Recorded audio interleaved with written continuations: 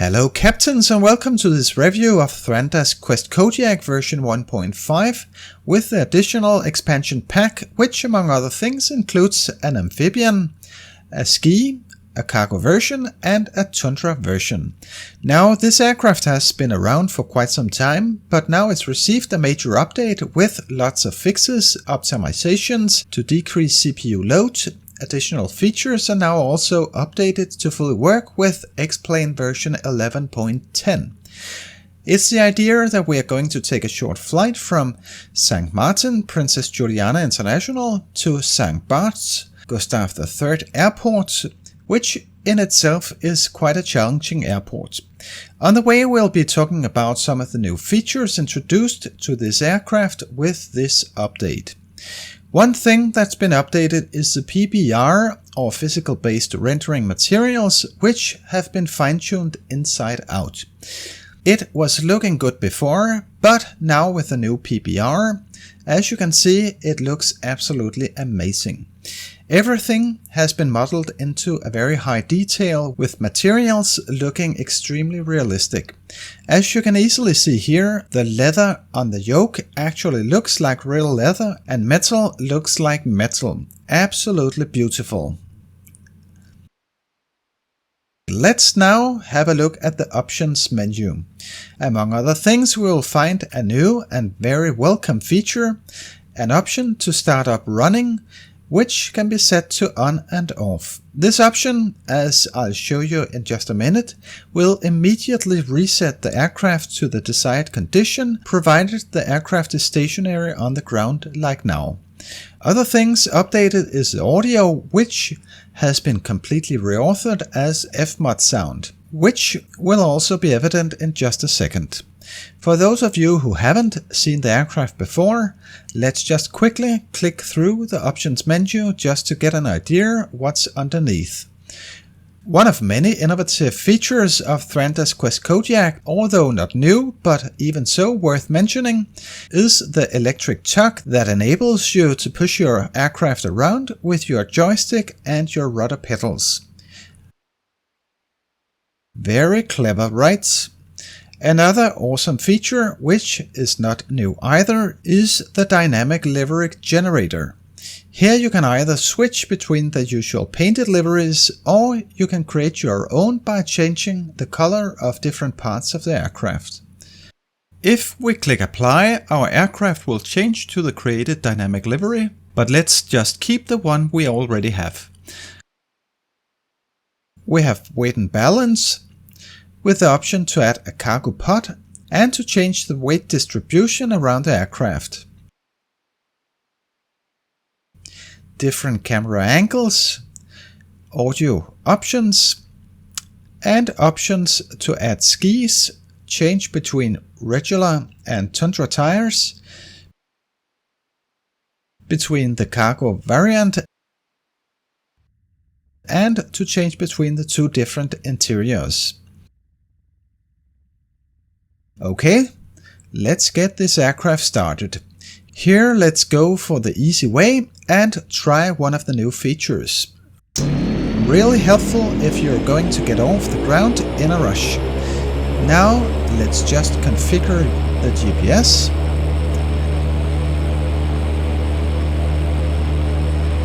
Let's find our nearest airports and make a direct route to Tango Foxtrot Foxtrot Juliet.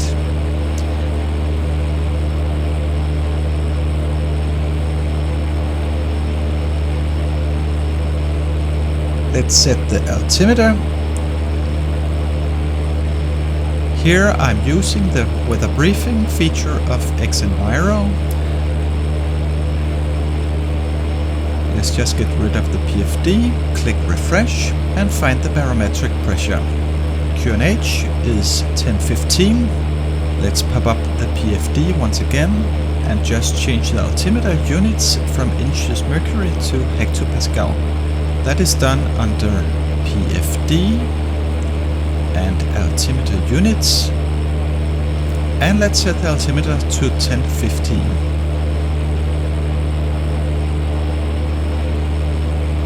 Back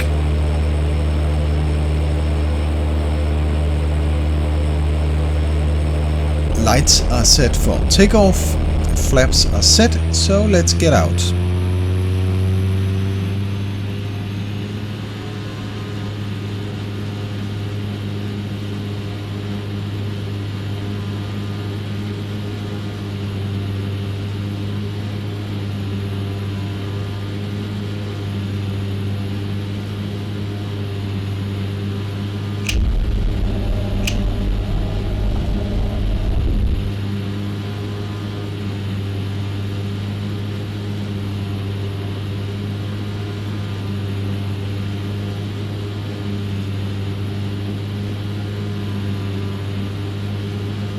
As mentioned in the beginning of this video, the aircraft received a major update with lots of fixes, optimizations, additional features, and now also updated to fully work with X-Plane version 11.10.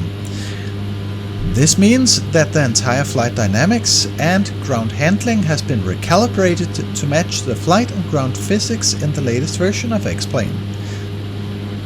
Also, the electrical systems logic has been adapted to the new version 11.10 electrical model, and with regards to the amphibian version of the expansion pack, water handling has been updated to conform better to X-Plane 11.10's new water physics. Furthermore, turbine curves has been calibrated to take advantage of X-Plane 11.10's new PT6 modeling capabilities. Originally, the Quest Kodiak was equipped with the G1000 all-glass avionics that's also known from all Coronado's G1000 equipped aircraft, but now that X-Plane 11.10 includes its own highly functional G1000, two versions of the Quest Kodiak is available from the same package. One with the G1000 known from Coronado's aircraft, and one with the new X-Plane 11.10 native G1000. The one we are flying with right now is the new X-Plane 11.10 native G1000. Now, certain differences among the two G1000s exist, and even though I'm not going to go into detail about their differences, I will say that it's great that we now have the opportunity to choose between the two different renditions.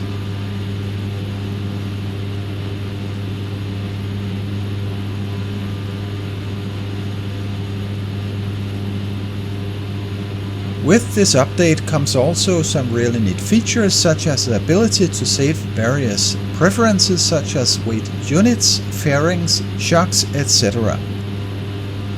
All click spots have been reworked to be X-Plane native in order to meet the requirements for the most anticipated VR support in the next major patch of X-Plane, which will be version 11.20. The aircraft has been equipped with an X-Plane native checklist file so that the aircraft will be ready for the future G1000 integrated checklist capability when it receives this update. Now let's just sit back and enjoy the flight until we are closer to our arrival.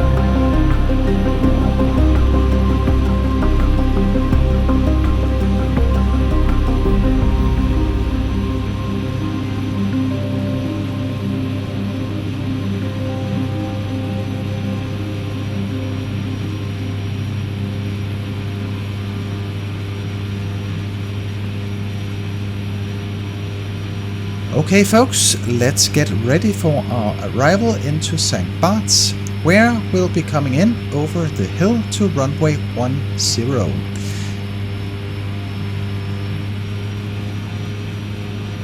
Let's set flaps 10 and now 20.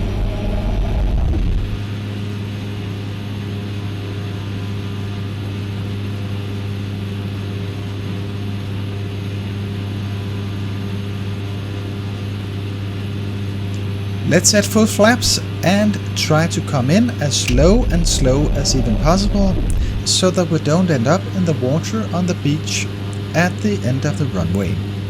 As you can see, the full flaps really wants to pitch our nose up. Let's trim our pitch and add a little throttle as we lose airspeed quite fast with full flaps.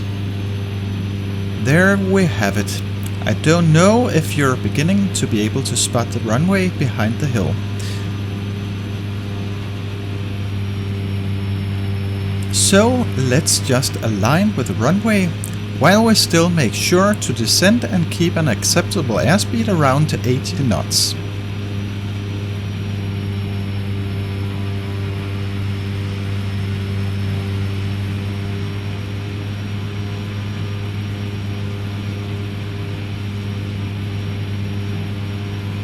Really nice view, right?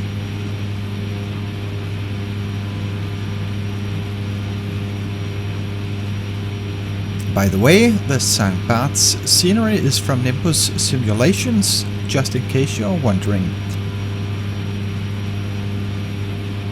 The Princess Juliana scenery from before is a conversion of Flight Tampa's San Martin scenery from FSX.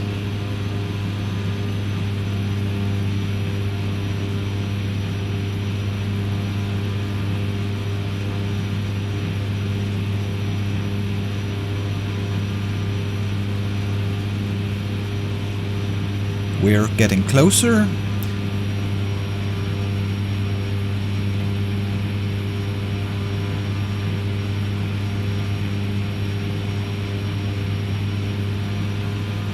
Now we just need to make sure that we get close, but not too close to the hill in front of runway 10. We need to keep our airspeed low, but not too low.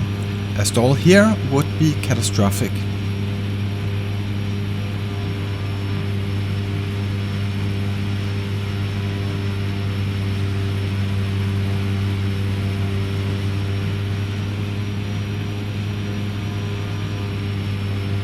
Idle throttle and touchdown. Not the best landing, but okay. Now let's just take it to the end of the runway, where we'll be able to turn around and go back.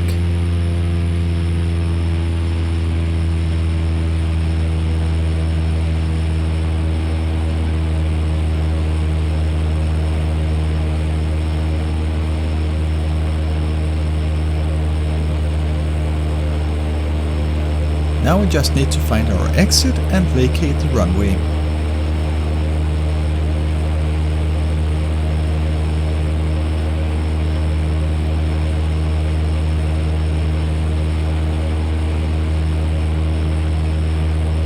Let's just vacate the runway for the conclusion. Before the update to version 1.5, I already liked this aircraft very much.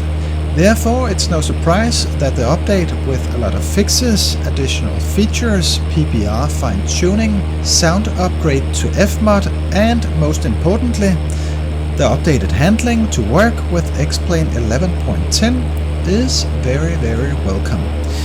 The aircraft is very responsive, have very realistic handling characteristics, and is really a joy to fly. Again, keep in mind that this video was made with the Quest Kodiak, including the expansion pack. So if you're thinking about getting the aircraft but not the expansion pack, then there are some features shown in the video that you'll not see in your aircraft. Regardless, it's still a very enjoyable aircraft to fly, also without the expansion pack. So, with that, I hope you enjoyed watching this little review of Thranda's Quest Kodiak. If so, please don't forget to share, like and subscribe for more useful and entertaining videos. Thank you so much for watching, and see you very soon.